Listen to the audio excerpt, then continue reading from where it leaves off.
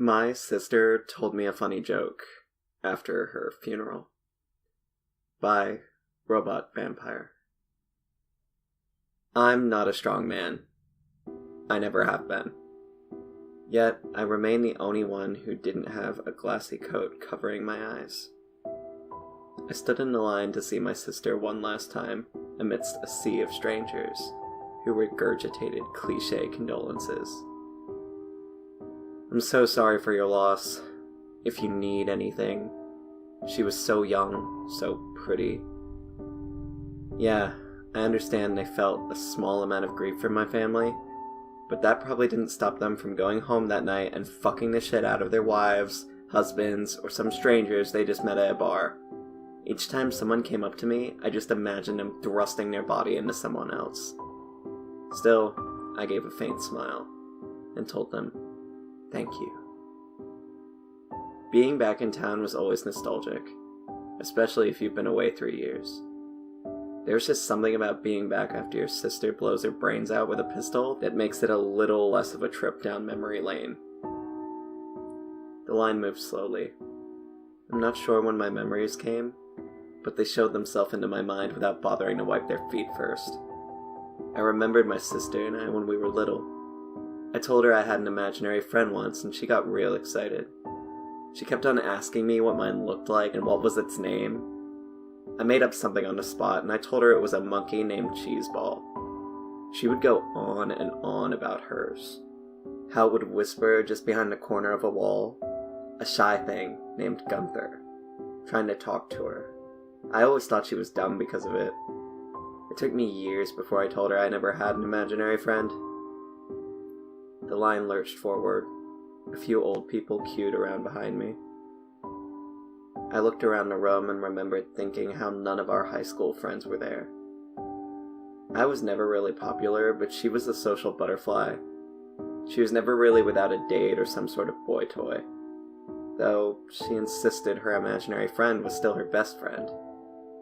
Later in years, she started talking about how mean he actually was. How his whispers were harsher, and how he never had anything nice to say about anyone. She talked about how he was starting to peek around corners, a dark blur with piercing, yet hollow eyes. I didn't care about that. I didn't care about anything.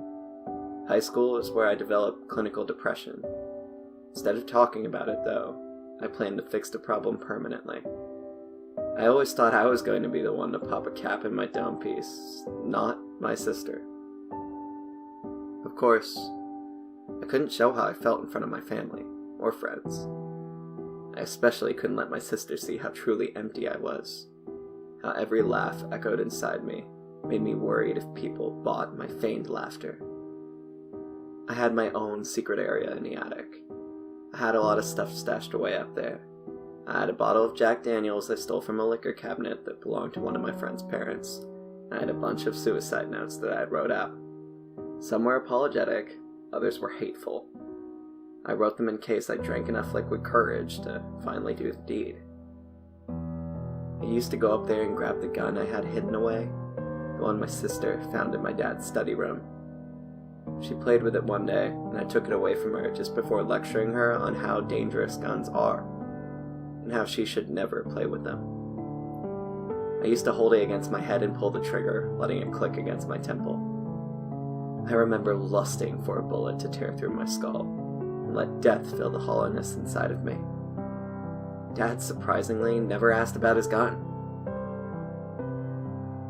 When he died of cancer, I don't think Mom ever knew he had it. Mom was sitting down at the funeral. She didn't bother getting up once. I was nearly at the casket. The closer I got, the more I remember when my sister and I stopped talking. The last words we exchanged. We were getting ready to go off to college and she came up to me, worried about her stupid imaginary friend. She seemed so worried. I feel like an asshole for disregarding it. She talked about how he isn't shy anymore, and how he'll be in the same room as her, standing just at the edge of her peripheral vision. I remember being fed up with it. With her. With everything. I told her how stupid she was for having that imaginary friend still, and she was probably psychologically fucked up. I told her Gunther wasn't real, I told her Cheeseball wasn't real. I told her it was all a lie. If a human being could shatter into pieces, that would have been the moment I saw my sister disintegrate. We stopped talking after that. I guess her made-up friend meant a lot to her. I stood over her motionless body. She had a faint smirk on her face. I didn't touch her. I didn't kiss her or say anything to her. I just glanced at her for a few hard seconds and walked away. She really was beautiful. I decided that I was done with the funeral and I made my trip back home. I needed some of that Jack Daniels I had hidden away in the attic. I was expecting everything to be covered in dust, seeing how I had been gone at college for 3 years. Instead, everything looked exactly how I'd left it. Except, there was no more Jack.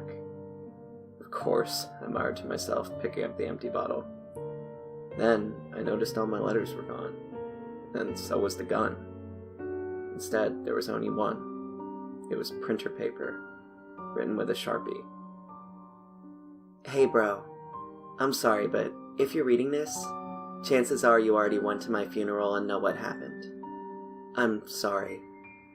That's all I can say. I'm sorry. Gunther was getting more and more aggressive, and I couldn't deal with it anymore.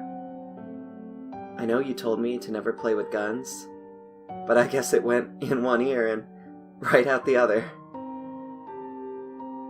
And that was it. That was it. That was the last thing my sister said to me. I uncapped the bottle of whiskey, not taking my eyes off the paper, and tried to swallow its contents even though I knew it was empty. I threw the bottle and I started laughing. I laughed until the tears cascaded down my face. I laughed until I wasn't sure if I was truly laughing or if I was sobbing.